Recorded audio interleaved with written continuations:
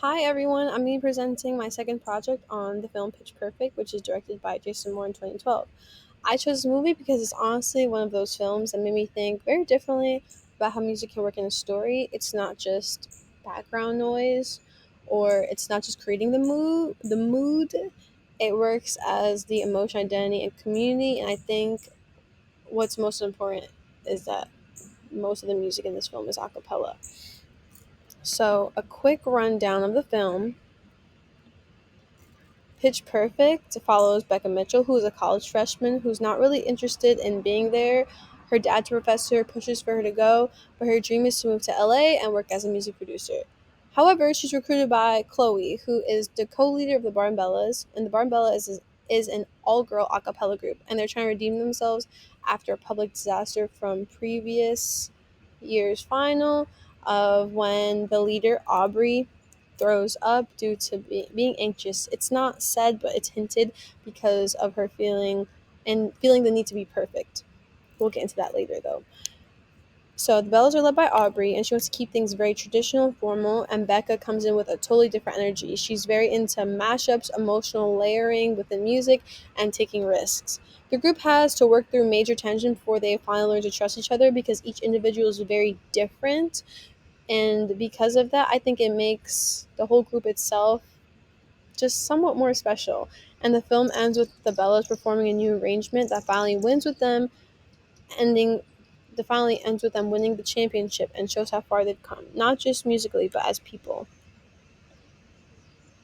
So the main characters. Before I get into scenes, I want to talk quickly about the characters and how they relate to the ideology we're going to talk about in the next slide. Well, we can talk about the film ideology first because I feel like that's more important, and then we can go back to the characters. The ideology that stands out in Pitch Perfect is that music matters most when it's honest, not just technically good or polished, but when it feels personal and raw and connected to something real. The film shows us that music is a space where identity, trust, and emotion live, and when you stop performing for perfection and start performing for connection, everything changes. That's what I'll be showing through a couple of key scenes. Now we can get into the characters. So, the character breakdown. Becca is the core of the ideology. She uses music to communicate when she can't say out things that she can't say out loud. She makes mashups to show how layered her emotional thinking is, and her growth is all about learning to trust people, and she does that through music. Aubrey, the Bella leader, is all about control.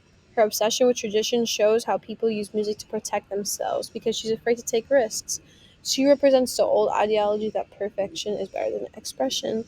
And Chloe is kind of someone who's in between, and because she's in between, she uses her understanding of both people and both ideologies to bring them and the group together. She's more open, more heart driven. She believes in the Bellas and but wants them to evolve. She supports Becca early on and helps bridge that gap, like I said, between tradition and risk. Jesse, who's Becca's love interest, is soft and sweet. He uses music and movies as emotional language. And when he plays the Breakfast Club soundtrack for Becca, it's not just about the song, it's him asking her to be vulnerable. And she eventually responds through a musical sample in the final scene when they go to the championship. That Amy is my favorite character. My dad and I watched this. We both agreed that Amy's the best character. She is kind of a character for comic relief, but she's very, very important. She's symbolic to confidence and self acceptance. She owns who she is and sings with her whole chest. Zero shame, and she reminds us that music is about joy and truth, not just about talent. And I feel like you can see that, especially in the scene where they perform their first show, and she's singing. I don't want to say the wrong thing, but the wrong song, but she's singing that song, but she puts her own twist on it, and it's just my favorite. Honestly, one of my favorite parts of the film. I'll say maybe my second. So we're gonna talk about Becca's audition. I don't think the sound is playing. I'll keep it on though. And so in this scene, the scene is huge because it's quiet. Becca auditions for the Bellas by performing cups using her voice in a plastic cup, keeping it minimal, no backing track, no big vocal runs, but it's different. Visually, it's simple. She sits on the floor tapping the cup rhythmically and sings straight from the heart. It doesn't look like a typical audition, but that's the point. She's not trying to show off, she's just trying to be herself. The scene represents the beginning of the shift in the film's ideology, and instead of focusing on tradition, the Bellas start to see that raw expression matters more.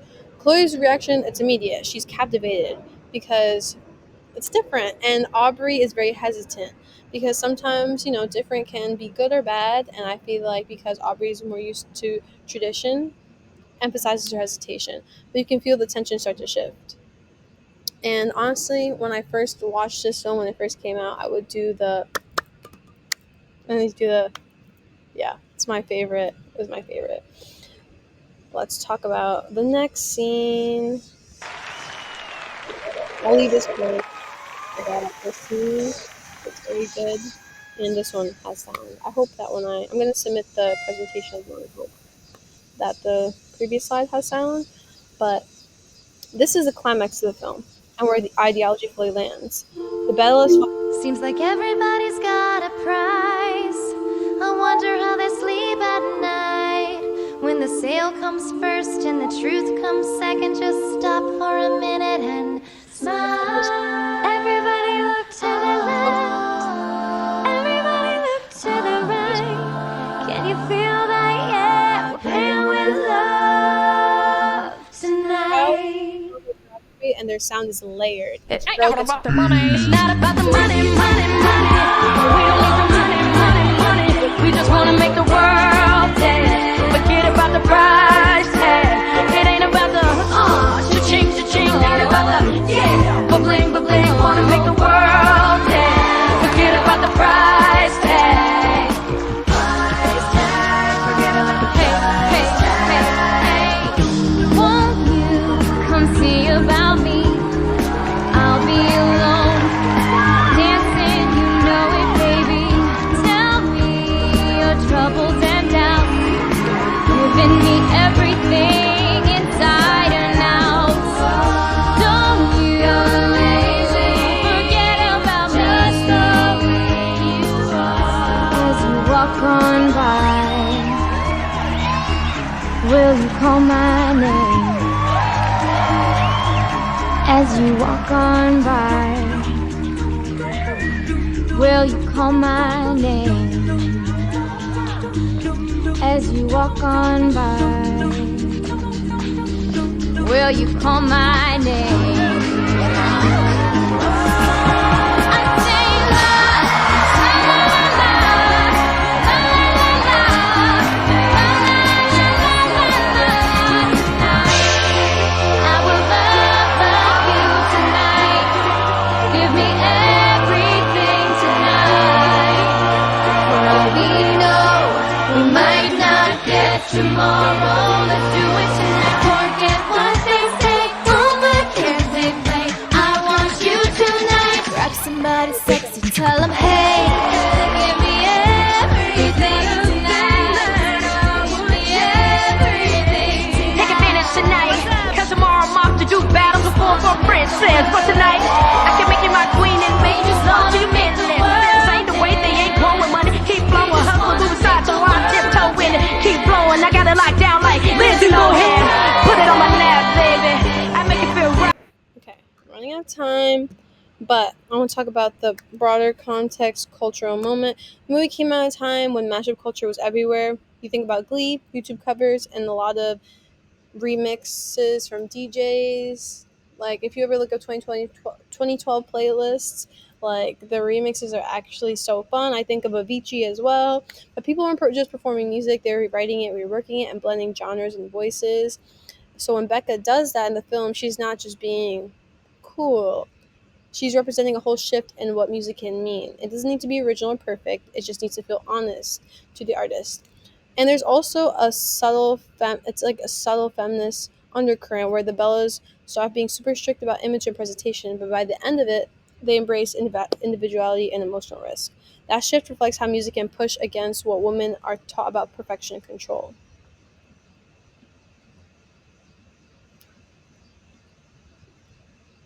So in this slide, I kind of go back to soundtrack highlights, and we kind of talked about these four in the last slide, so I'm gonna skip talking about it or re-talking about it, but my slides are there.